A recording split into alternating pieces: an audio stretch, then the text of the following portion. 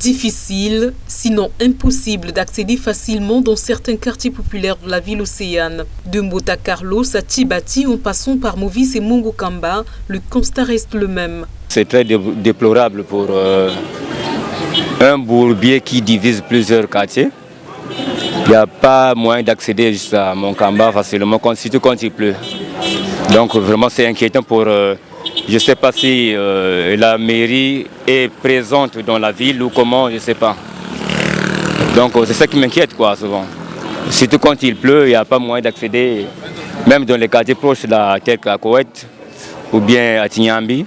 Il faut faire le contour, passer par l'autre chemin là-bas pour accéder à Tignambi. On a une grande difficulté. Parce qu'en ce moment-là, regardez vous-même, la voie là, elle n'était pas comme ça là. Cette voie était tout juste avec les pylônes et les poteaux de courant. Mais aujourd'hui, ça devient une ravin. Nous, on demande à Carlos là, qu'on arrange la voie qui quitte Terminus de Carlos jusqu'à Avenue Tisser.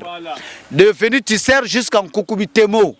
On prend l'avenue qui quitte au marché de Mbota là où il y a le transport du courant, qui passe vers cette guichet qui va droit. Avenue Tisser. Ça doit diminuer un peu d'embouteillage. Au quartier Tignambi-Koweït, un des plus vieux du 4e arrondissement Luandili, c'est un enclavement sans précédent que déplorent les populations.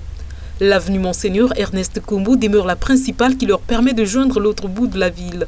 Mais celle-ci reste difficile d'accès.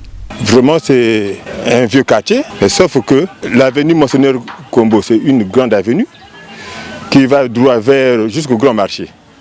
Mais en ce moment, nous sommes enclavés parce que nous avons de sérieux problèmes. Nous avons des problèmes d'enclavement. Au niveau de TH, la voie est déjà, par les érosions, la voie devient impraticable. On arrive presque devant chez moi même, qui suis le chef de zone, vous verrez que vraiment c'est impraticable. On s'est dit que le gouvernement s'arrange à désenclaver les arrière-pays. Mais c'est vrai, mais chez nous, c'est comme s'il y a un problème de délaissement. On nous a délaissés.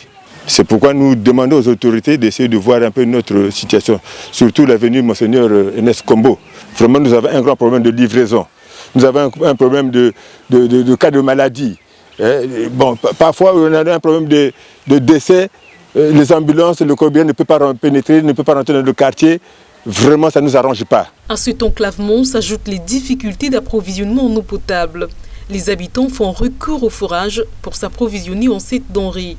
Le problème de l'eau, vraiment, en tout cas, franchement, c'est un problème.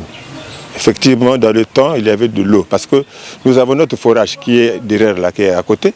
Mais il manque seulement de la volonté. S'il y avait une bonne volonté, dans nos maisons, nous avons des conducteurs d'eau. Il y a de l'eau. Mais sauf que c'est bouché au niveau de la voie de Movis. C'est là où